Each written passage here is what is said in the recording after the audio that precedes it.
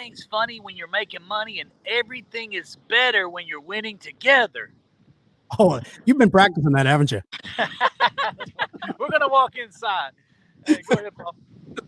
So listen, you guys, even on vacation, you guys are always committed to helping out people, making sure winning together. Part of it, I wanted to set you guys up a little bit, Billy. Part of winning together, of course, you got to play together too. You got to have some fun. You need to. It's only the all the sacrifice that we talk about so often, Paul, is only worth it if you can enjoy the spoils of the sacrifice. So let's see right here, babe. You're exactly right. If you're not playing together, the family, the couple that plays together stays together, man. Absolutely. So April, how's the vacation been for you? Billy's been working, so how have you been? Oh, it's been awesome. It's great here. Great here. I'll let her. I'll turn it over to April, or actually, I guess I'll just lead the conversation right here. Paul, I don't know if you know this or not. My hat's a little sideways. It's way sideways. But, but hey, I mean, I'm sure we're not looking our best today. You know what? April says she can tell how much I've had to drink by how crooked my hat is. So the more crooked it gets. So it really shouldn't be crooked yet. But that's the gauge, huh? She says the more crooked it gets, the more likely I need to go to bed. Yes, that's true. However, I want to back up and ask April about something. About traveling 9 years ago, Paul. I don't think you know this whole story. So this is a great interview for you. You can use this and put a feather in your hat and say, hey, I did this interview. Okay. 9 years ago, April and I were dating, I guess you'd say. And we were engaged. Okay. And you knew me 9 years ago. We didn't have a whole lot of money, but we had some ideas. We had some goals. This show's called Winning Together. So, I think it's important that people understand what you can do. 9 years ago, we decided we wanted to get married in Jamaica, and very small wedding. We a local resort here in Jamaica. We called them. April called them and got everything planned. And they were like, do you want the extra pictures? Do you want this? You want that? No. They kept trying to upsell. So tell them about the upsell process and what that looked like, April, and exactly how we dealt with the fact we didn't have any money 9 years ago. Well, I mean, they could upsell if they wanted to, but we couldn't buy any of those things. So you could have extra flowers. You could have extra music, pictures. You could have a sand ceremony, all this craziness, and we were like, no, because we couldn't. I mean, that's just the truth. Yep. We couldn't. Where are we going? Just sit up. Not that we didn't necessarily want those, because it is both of our second marriage, but we couldn't have done them if we wanted to. So the story is we actually booked at a very tiny part of this resort, an extremely tiny part that we could afford, which was not, for us, it was a big deal. Mm-hmm. I mean, it was probably $2,000, $2,500, something like that. I think that the tickets, the trip, the marriage, everything, the food was $2,800 if I remember. Something. I mean, not this exorbitant amount of money at all. It was all the money we had, but it was definitely all we could do. And about a week before we started to leave, they called and upgraded us to the main place for free. Cool. So it was pretty awesome. We got to stay at the main place, or either we would have been at the little tiny place. Little hotel. No, we would have taken it, but that's all we could afford. I mean, that was it.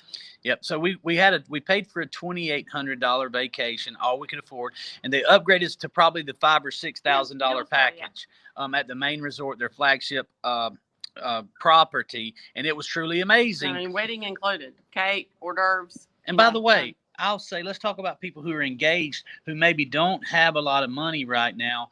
I would highly recommend looking at an all-inclusive resort that comes with prepackaged with the preacher. And that was wedding and everything. I mean, that's a big deal. People spend thousands on weddings, and that was wedding, everything. I had flowers.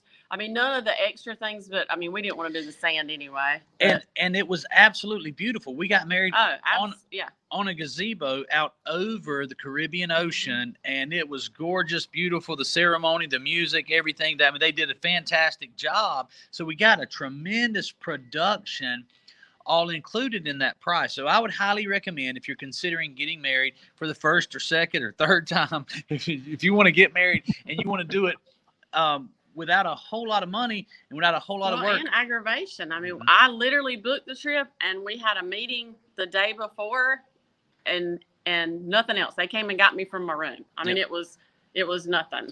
It was really awesome, and so I would recommend looking into that. Now the downside is, our family wasn't here. Yeah, they weren't happy with us about that. We had some friends. We had some very good friends who decided they would enjoy a vacation, and they came down and enjoyed the vacation with us. And then one of them was my best man, and one of them was your Jason walked me down the aisle. Yep, he was my best man, and then Dana was your what do they call maid of honor? So it was wonderful, beautiful, and we had a great time. But we couldn't bring the entire family.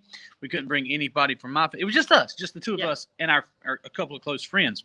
Which leads me to the second part of this. While we were here, had we already gotten married when we went to the Margaritaville? Yes, we were already married. So we after the day after we got married, the friends, they stayed here with us, and we went to to Jimmy Buffett's Margaritaville in Montego Bay. This is the coolest restaurant I've ever been to. It has 2 or 3 stories of bars and music and big screens and great food, and it's a great time. During that time, they had the big, huge soccer games were on. It may have been the World Cup or something. I don't remember. It was big. So that was fun. But they have a slide on the top floor that slides you out and shoots you out into the ocean, the Caribbean Ocean. It shoots you way out there. And in this water, there's a water park. They have slides. They have trampolines. They have bounce houses. They have these walls that you can climb out in the ocean. And it was absolutely one of the funnest things that I'd ever done. And I was 35, 36 years old at the time.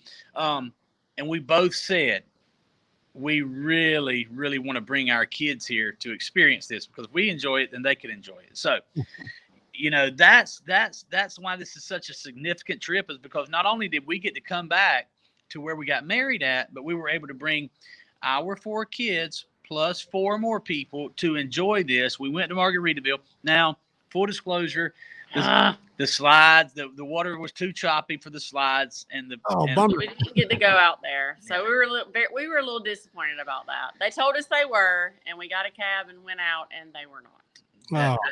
But we were able to bring them, Paul. Now, what's been your favorite part of this trip so far? My favorite part's climbing Dunes River Falls. So 9 years ago, we had enough money to come get married here. Now we've been able to put ourselves in a situation where we can bring our entire family plus a friend with them. We went to Margaritaville. We weren't able to do the slides, but we did go to Dunes River Falls. Dunes River Falls. Mm-hmm. Paul, have you ever been to Jamaica? No. Okay. Have you ever heard of Dunes River Falls? Nope. It's amazing. I mean, it really is. So what it is, man, and it's this natural spring river that flows from the mountains up in the mountain. By the way, Jamaica is mountains right by the coastline. Yes. It's I've never been to the California where it's like that, but I hear it's like that out there as well. But it's mountains right by the coastline, and there's this river, the natural spring river that flows down the mountain over near Ocho Rios, I think it's called. Ocho Rios. And it's over this amazing rock, and it's a 1,000-foot elevation that you can actually climb up these rocks through the river, and it's ice cold. There's a waterfall. But it flows out into the sand and right into the ocean. It's one of the most beautiful things I've ever seen. I mean, incredible. I put it right up there with the Grand Canyon. The Grand Canyon is more massive, but it's just absolutely gorgeous, and it's ice cold. So the 10 of us started at the bottom at sea level and went up 900 to 1,000 feet and climbed these rocks. And the coolest thing about the whole thing, Paul, you're gonna think this is crazy that I'm saying this, but we left our phones in the lockers at the top of the river. Wow. So we that's why we don't have any pictures to show everybody. But I'm kind of happy about that. April's a little bit sad that we don't have photos about it, but I'm super happy because we have it right here. And to be able to climb that river, climb those rocks with our family with no distractions, nobody trying to post on Instagram, nobody trying to post on Facebook, just enjoying the 9 other people plus the guide. We had an amazing guide. And now it's a tough climb too. I didn't take my phone because I mean I'm a little older than I was 9 years ago when I climbed it. It's a challenge. I mean it really is a challenge to get to the top. Yeah. So if you bring a family, the young athletic people, the guide, if you get a guide, I'd highly recommend getting a guide. You can actually he'll take you at the most difficult, treacherous part of it with water just drowning you. And you have to, find these little places where you can put your fingers in and your toes to actually climb this rock almost seemingly straight up. So we had a fun time watching them doing the most difficult climbs, and then we did some somewhat challenging climbs as well. But we took the easy route on a couple of them, but still not easy. Hey, you're supposed to be on vacation, so you got to take it easy at least a little bit. Well, and we wanted to make it through it too. I mean, because it really is. I mean, you could never climb this thing in the United States. No. There's no way. They would never take your money and say climb up here because the liability in the U.S. would be insane. Here they're like whatever, who cares? Because you literally can hurt yourself. I mean it's serious, but so fun. Yeah, they have an ambulance at the top, an ambulance and a staff on site all the time because it's a very dangerous thing. I love the fact that even though it's dangerous, they allow you to do it. I love that. Jamaica has so many things that they got right. I mean, it really is cool. We all have a few bumps and bruises too. From you do a little falling, you do a little all these things. Everybody was a little sore when they got back because it's intense, but it was awesome. As far as the difficult climbs, so did Case and Coop? Did they do the difficult one? Case and Cooper did the difficult ones. Yes. As a matter of fact, climb up.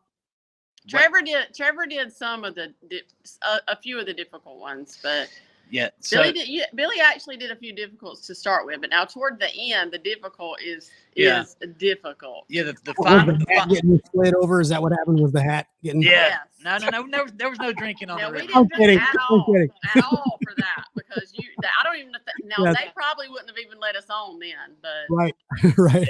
But toward the last climb, the guide, we had an amazing guide. Get a guide if you go.